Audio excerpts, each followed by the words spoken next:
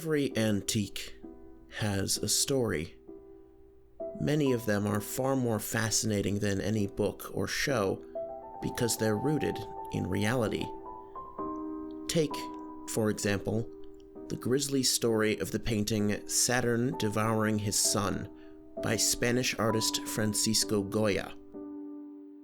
The horrifying contents of the painting are made much more unsettling when you learn how it was discovered.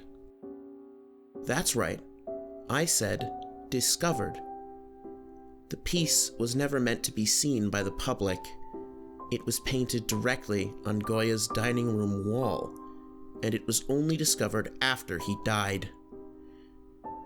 Imagine being the first person to stumble upon that painting, staring into the frantic and hungry eyes of the figure we presume to be Saturn. That's the other interesting thing about the piece. It was never named. There are several inconsistencies between the painting and the myth, which means it is entirely possible that the central figure is not Saturn, but some other unknown creature.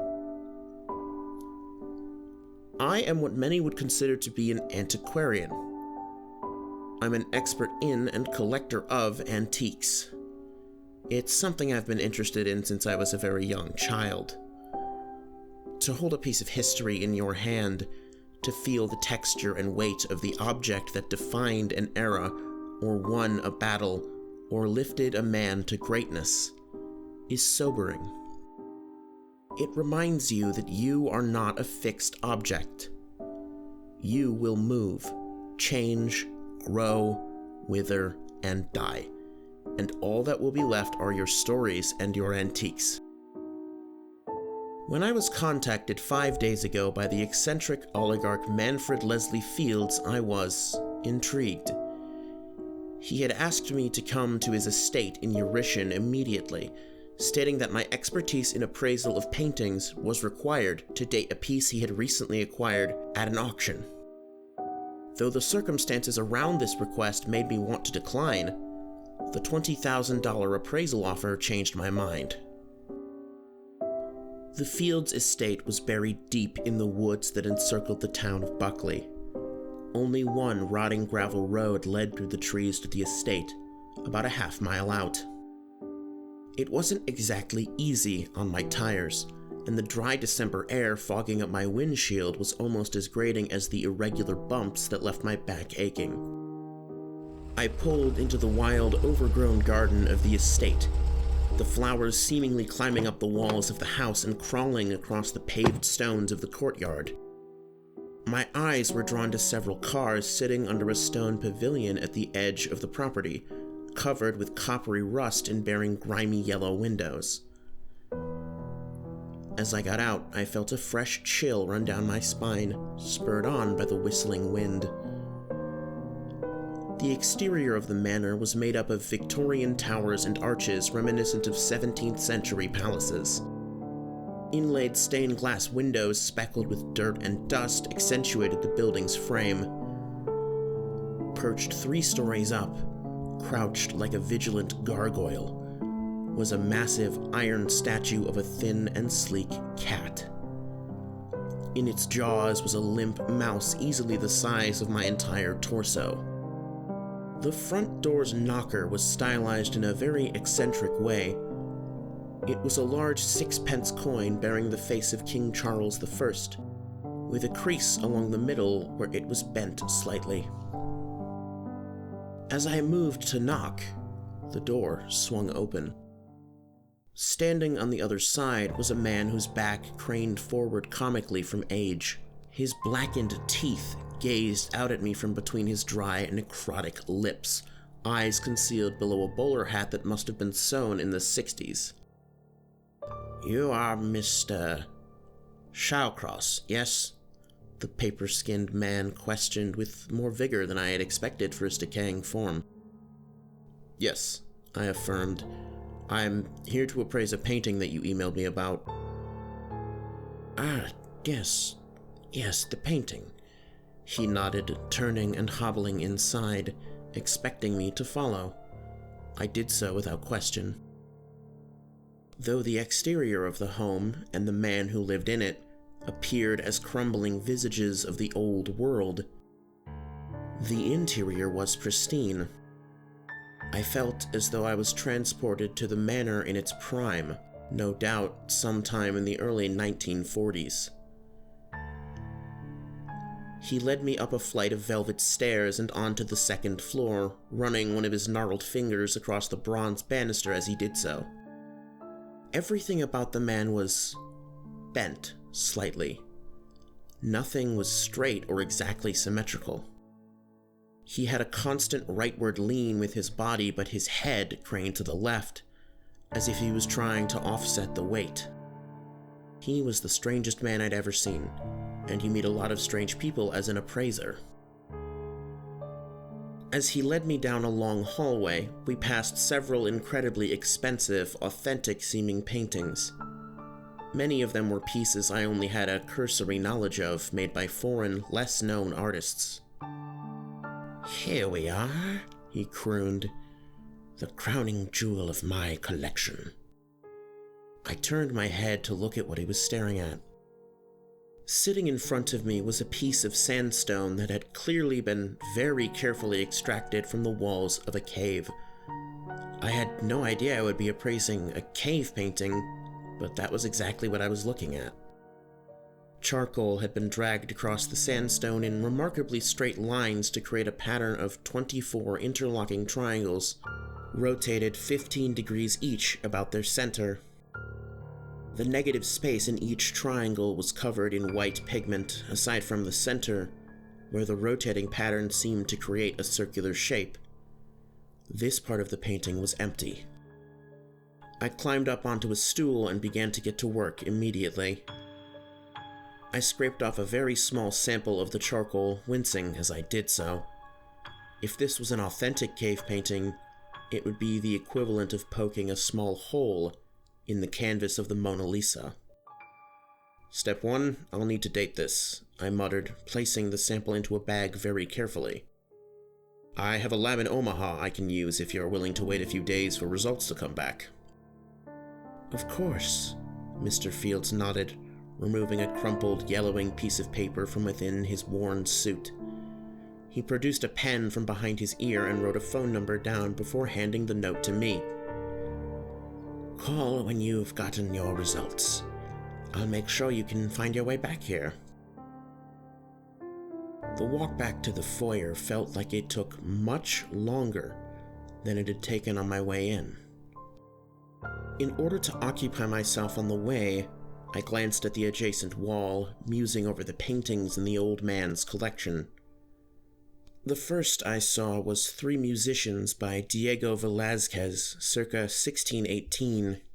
I had seen the original painting briefly in the Grimaldi Gallery in Berlin a few years ago, and it appeared this was a rather faithful recreation.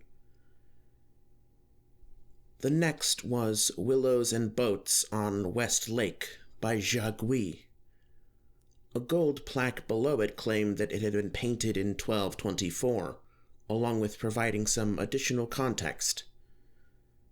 Third repainting of the original work by Jagüi as a gift for the family of fellow painter Liu Songnian after his death in 1224. Third repainting of the original work by Jagüi as a gift for the family of fellow painter Liu Songnian after his death in 1224. The next painting I saw was not one that I recognized. It had an early 9th century Yamatoe style, and it appeared to depict two men on a beach bowing to the ground as a third, much more physically imposing man approached them from the water. The man had his arms outstretched to either side of himself, and wore a modified calotte with an open front as if it were a bathrobe. I couldn't tell if the men were bowing in reverence or in fear. The plaque below it read, "The Arrival of Hashir the Traveler by Kosei Kanaoka, 830. I kept walking. The next painting was Three Musicians by Diego Velázquez, circa 1618. I thought, Why would a collector like him want a duplicate of the same painting? The next was Willows and Boats on West Lake by Jacques Gouy. I glanced down at the plaque to see the exact same line of additional context I'd read not 30 seconds ago. The Arrival of Hashir the Traveler by Kosei Kanaoka followed. After that, 3 musicians, and then Willows and Boats on West Lake again.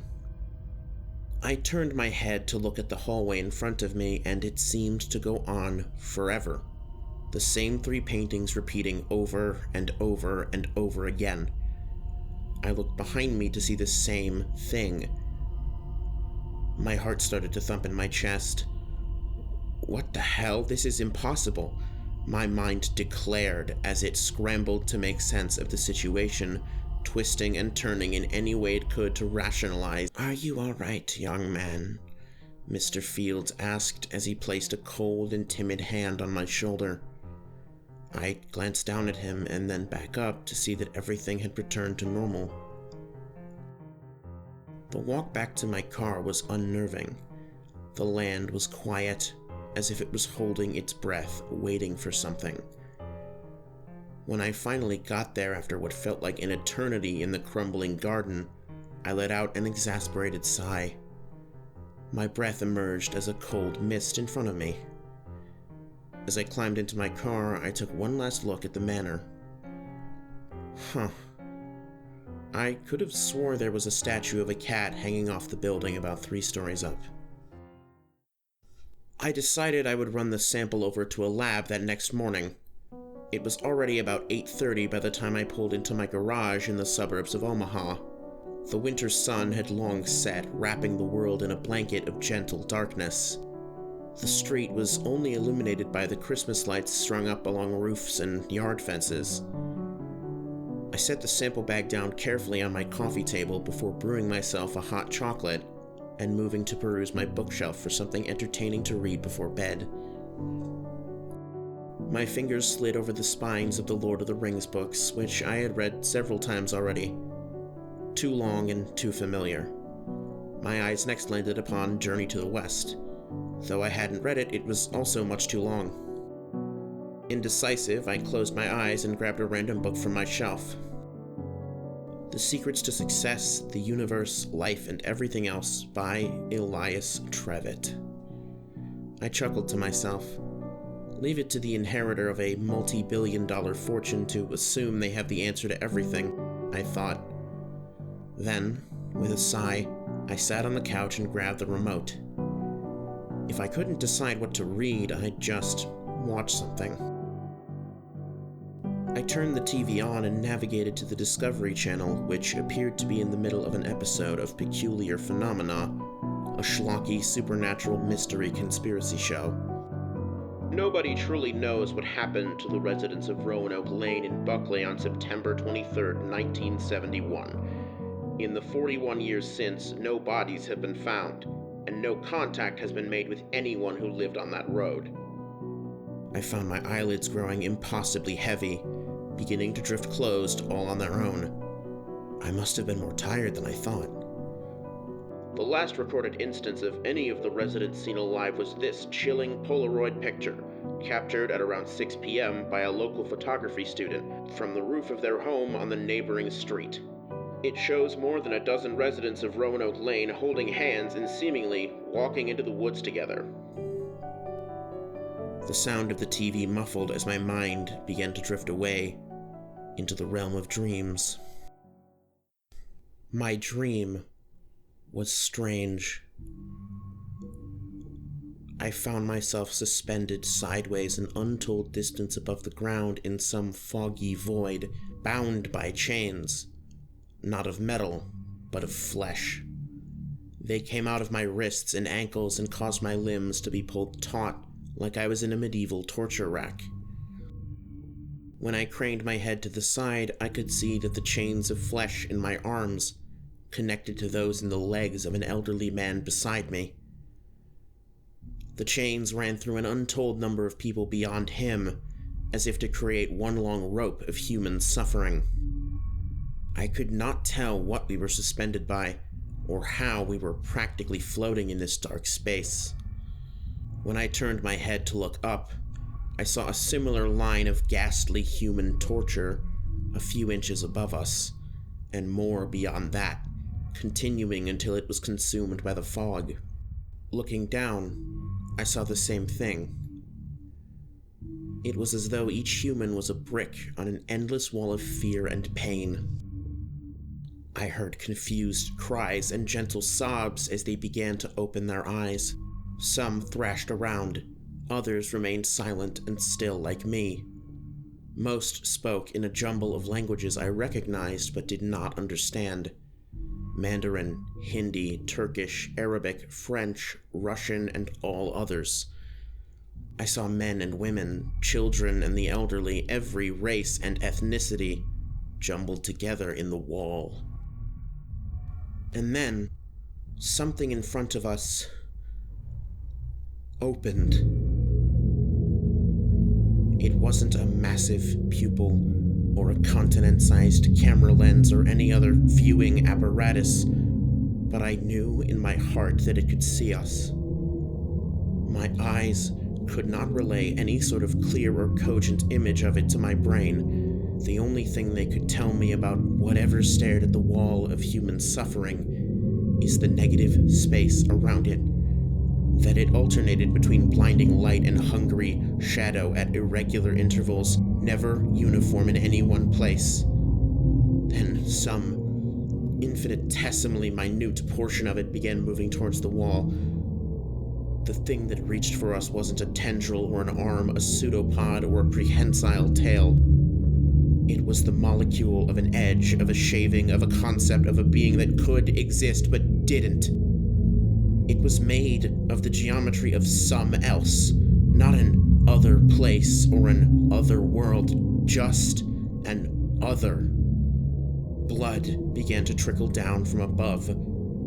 I looked up to see the woman bound above me, her eyes a violent red and expelling sanguine fluid, as was the man above her and the child above him and the woman above them. The wall began to cry in unison as it grew closer. And then I woke with a start on the couch to find all the lights were off. Even the coils of festive bulbs around my Christmas tree. The only source of light in the room was my TV, which roared with snowy static. In my tired and confused state, I believed for a moment that I was able to see some sort of shape coalescing in the noise. I turned the TV off and stood, glancing at my phone. 12:01 a.m., December 22nd, 2012. I sniffled unconsciously, and my nose was filled with the smell of copper. My hands darted up to my nostrils and came away with a thin coating of blood. I immediately knew that I wasn't going to get any more sleep. 3 hours later, I found myself in the parking lot of Miskatonic AMS, which was mostly empty this early in the morning. The unassuming building sat in the heart of Omaha, next to a rundown dry cleaner and a steakhouse. The interior of the lab was antiquated, ash-gray popcorn walls and narrow hallways reminding me of architecture from the early 1950s. The air was filled with an ever-present scent of cheap mint air freshener. It seemed that this building had originally been a dentist's office. Some of the tooth-themed decorations were still present on the walls. I walked up to the reception area, where an exhausted-looking girl in an ill-fitting Santa hat was idly tapping her long nails against the boxy frame of an ancient computer monitor. Amusingly, that hat seemed to be the only form of holiday decorating this place was willing to do. She glanced up at me blearily as I approached. Miskatonic AMS, how can we help you? I have a sample I would like to drop off, charcoal scrapings from a cave painting. Alright, let me just check you in real quick. She punched some numbers into the computer and I heard the internal fan whir to life as it began to process her commands. Can I get your last name? Shawcross. She nodded, scrolling for several seconds on an obnoxiously rectangular cream-colored mouse. Ah yes, It'll be a $750 upfront appraisal fee, and it'll take about 3 days to appraise unless you get the Premium Express package. How much is that? I sighed, reaching for my wallet. Another $500. We can have the sample back to you by tonight if you're willing to stop by for it. I took my credit card out and offered it over to her. Charge me for premium. I have a very important client I'd like to impress. The girl nodded unenthusiastically, swiping my card through a reader. As she did so, I found my eyes slowly wandering to the floor, fixating on the wavy patterns of the teal carpet. When I moved to glance back up, my eyes caught motion.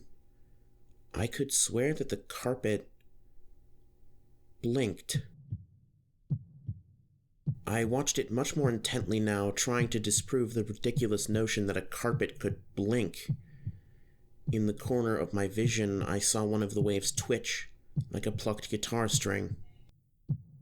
Alright, your order is put in. Sample, please? I shook my head, dispelling the strange stupor that had mired my mind, and offered the small plastic bag over to her. She took it and slid it into a small drawer underneath the desk. Thank you for your patronage. It looks like we already have your number on file. We'll give you a call when the sample has been analyzed. Have a good day, I nodded, turning and beginning to walk out of the building. Merry Christmas, she half-heartedly called out from behind me. The next place my sleep-deprived body dragged me to was a local clothing store. I hadn't picked out a gift for my father yet, and he loved tacky shirts. After an hour of looking, I settled on a sweater with Feliz Navidad embroidered on the front. I tucked it under my arm and began walking to the register when I came face to face with a wall-mounted mirror. I looked awful, face sunken and tired from lack of rest. My skin had taken on a sickly pallor, brown hair frazzled and unkempt. But there was something else as well. The skin was slipping. My left eye popped out of its socket, dangling loosely by the optic nerve. The flesh on my face sloughed off in slick chunks, falling to the ground with wet plops. My teeth tumbled from my mouth, clattering across the floor tiles one by one. My hair vacated my scalp like a pile of autumn leaves blown away by a light breeze. I tried to scream, but my mouth was filled with blood. My body began to deflate, liquefying as I... Sir? A boot lightly tapped my side. I was on my stomach on the cold tile floor of the clothing shop, my body perfectly intact. I glanced up to see a worried-looking, acne-faced employee looking down at me. I'm sorry, I mumbled as I uneasily got to my feet. I felt a warm trickle of blood running down from my nose once more.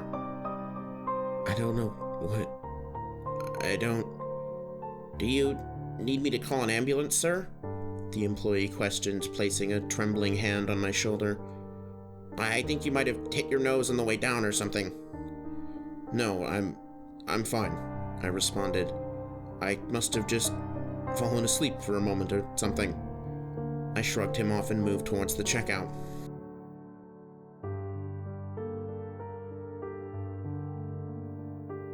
The parking lot of Miskatonic was just as empty as it had been that morning, but I didn't care. I turned off my car and headed inside, finding it just as I had left it. The same receptionist as that morning glanced up at me, sipping an iced coffee. Your sample isn't ready yet, Mr. Shawcross, she muttered as I approached the desk. I know. I'm just stopping in. I'm going to hang around until it's ready, which should be in a few hours, right? Yes, if you want to spend your day sitting in the waiting room, I guess I can't really stop you. Just don't be disruptive. Got it? I nodded, walking over to one of the couches and sitting down. I leaned forward and closed my eyes, effortlessly drifting into sleep. In the realm of dreams, I found myself in a small cage, in the middle of an endless, dark forest. I was sitting, hands wrapped around my knees, which were pulled into my chest tightly. There was no room in the cage to move or stretch, and barely enough to breathe. My head was craned downward slightly, the back of my neck pressing against the steel above me, which was uncomfortably warm. I closed my eyes, attempting to will the dream to end, but it didn't work. I extended a finger, trying to wiggle it between the mesh, but I found that it was too tight. Just outside of the cage, resting against a rock, was an open pocket watch. Instead of the numbers on a standard clock, there were dozens of marks around the edge, counting in seemingly random intervals from 1 to 394. The singular hand sat at 1.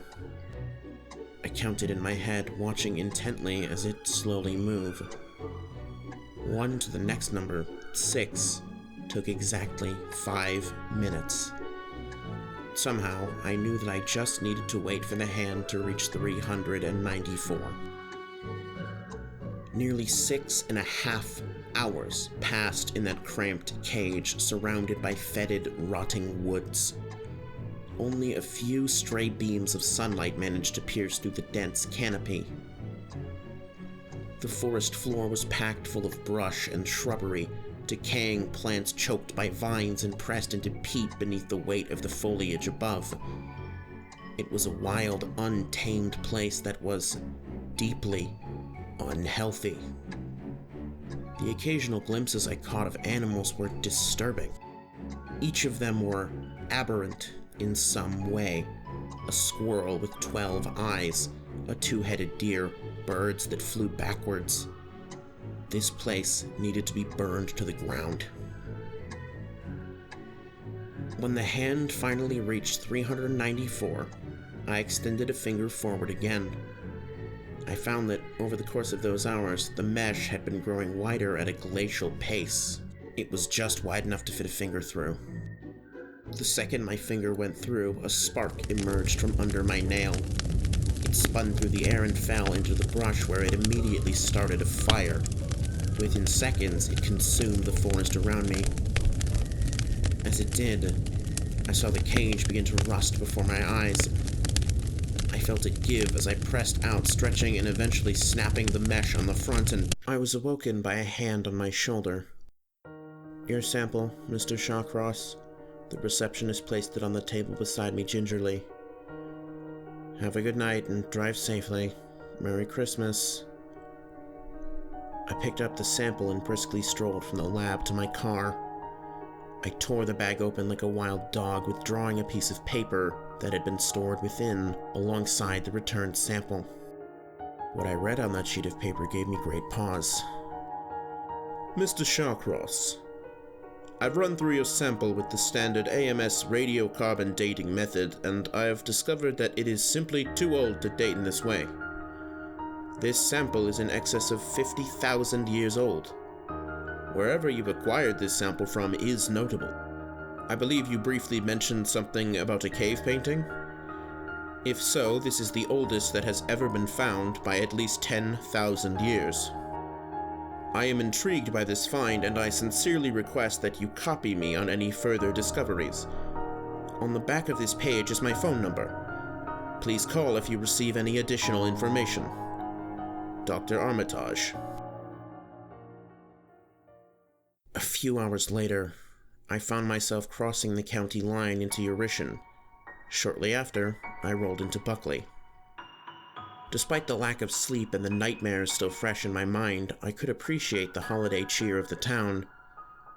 The front steps of houses were adorned with wreaths and plastic Santas, the roofs and awnings were outlined by festive bulbs, and the snow-crusted lawns were sparsely decorated with red, white, and green light fixtures of Christmas iconography. The air was filled with the smells of pine, cinnamon, mint, and licorice.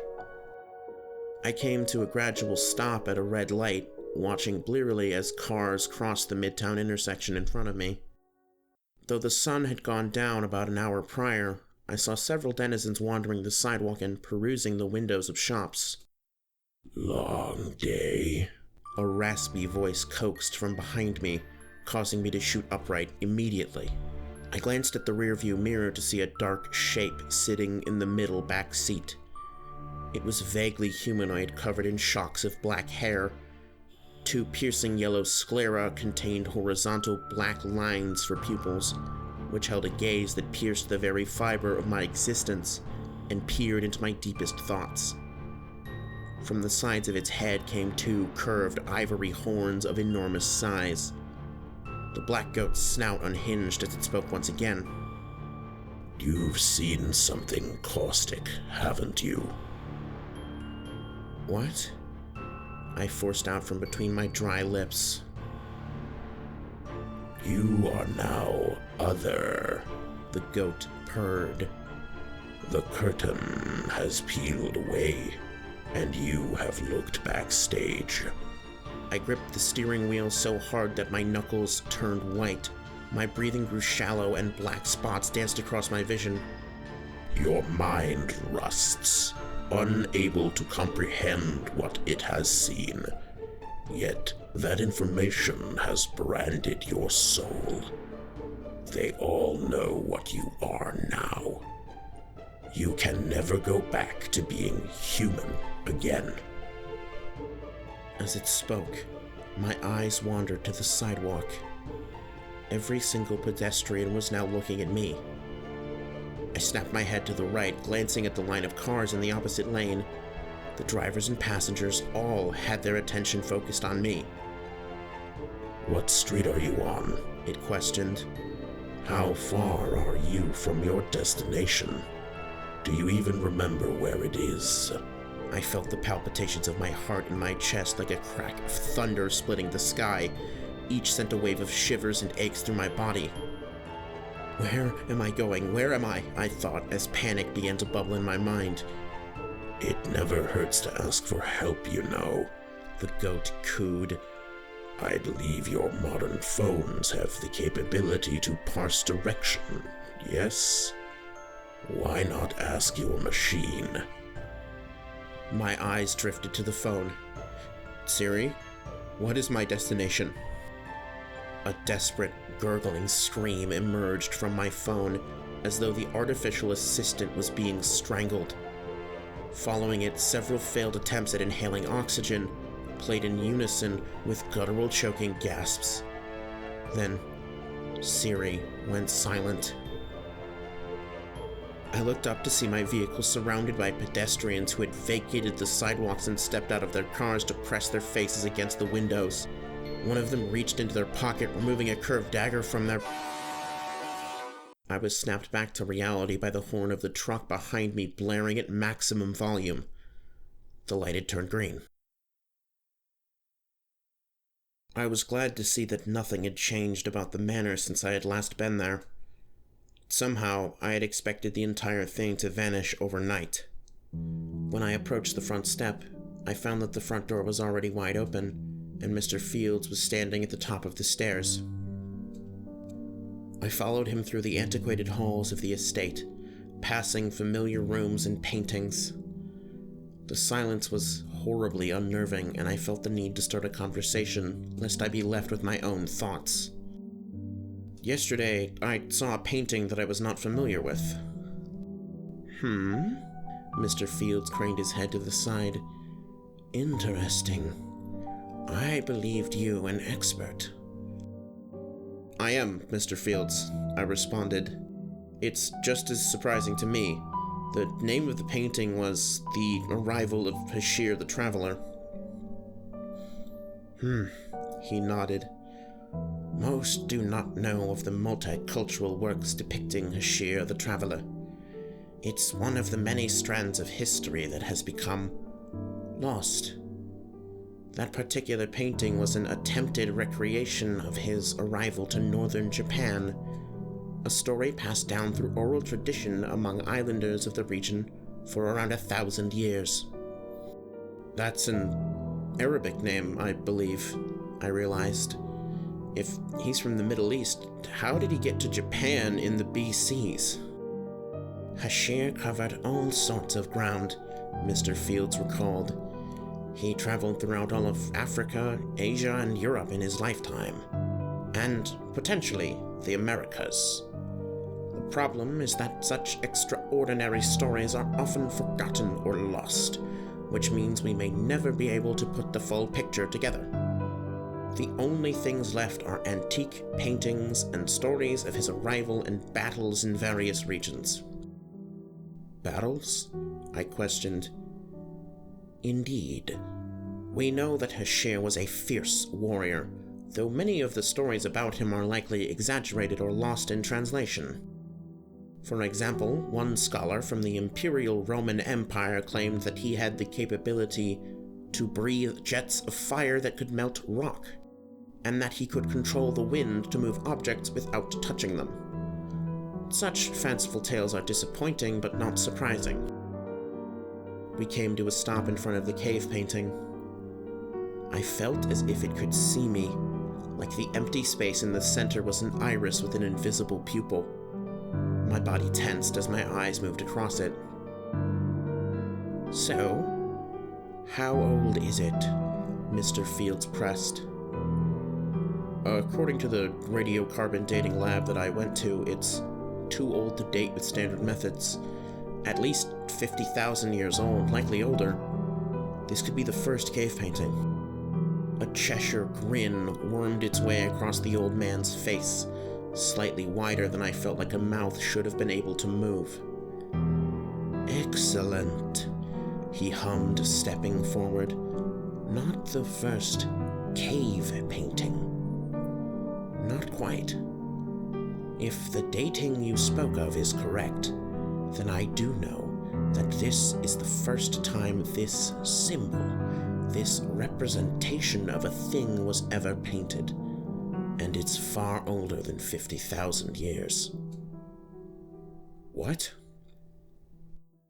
This symbol is similar to one that you might see on a barrel of nuclear waste, because, in a way, they both share the same purpose. They are a warning. Except, in your case, merely seeing the symbol was like holding a spent fuel rod in your hand. What are you talking about? The hairs on the back of my neck shot up, and I started to back away. Something was wrong. Do you feel that? He chirped. The fear running down your spine and digging into your bones? Why, pray tell, are you so afraid of a collection of geometric shapes? My hands shook and my skin turned pale. My breath caught in my throat. The painting blinked. Mr. Fields took a step towards me. Your mind is fracturing, Mr. Shawcross. An unusual response to this piece. Most are unsettled when they first see it, but you were not. Perhaps the two are correlated, he theorized. The floor beneath my feet pulsed like the surface of a cuttlefish, gradually changing in color and texture as black spots clouded my vision. What is this? What's happening to me? I shuddered. You are like an ant who woke up in the body of a man, lived a day, and then returned to being an ant. You are an ant who understands what it is like to have a job, to order from a menu, to brush the teeth your insect body does not have. How would such an ant remain sane? I heard the sound of bone cracking and popping as he extended an arm towards me. Though I was nearly 40 feet away, his hand grasped my shoulder firmly. Perhaps if the ant was prepared beforehand, or fed the information slowly, or relieved of this information, it would maintain its sanity. He paused for a moment, pondering what he had just said. Sanity. The ant knows of the concept of sanity, something that other ants do not. And the ant also knows it is going insane. It is afflicted by a mental condition no other ant can see or comprehend. one fully alien to their world. I admit, I do feel partially responsible, even if creating the connection was not intentional. I stumbled to the side, leaning against the wall just below 3 musicians. Bile clawed at the back of my throat as if trying to leap from a sinking ship. I held it down. What are you doing to me? What's happening? I whimpered. I'm afraid to say that you are going quite mad, though beyond even a level of what is naturally possible. Viewing such an important picture on such an important day must have alerted it to your existence. What you feel now is the crushing exertion of being watched by something far larger, older, and more important than yourself. I tried to move my legs, but they wouldn't budge. My body was unresponsive. I tried to open my mouth to speak, but all that came out was a pathetic croak. In the eyes of... You are as real and consequential as the paintings you so lovingly appraise and date. A 2-dimensional conglomeration of disparate parts that come together to create an approximation of sensibility. I fell to my knees, pressure stabbing under my eyes like daggers. The hallway began to twist and refract upon itself as if it were being looked at through a kaleidoscope. Your kind does not fare well when under the direct scrutiny of, it seems. Over the course of my very long life, I have watched many of you dive into insanity, but none have ever done so quite as quickly or as violently as you have. What an oddity you are, Mr. Shawcross. It's a shame I won't have the time or opportunity to dissect you. Make it stop, I mumbled incoherently. Please. What would you give to make this feeling stop? Mr. Fields questioned gleefully, staring at me as though I were a rat stuck in a glue trap. Anything, I whimpered.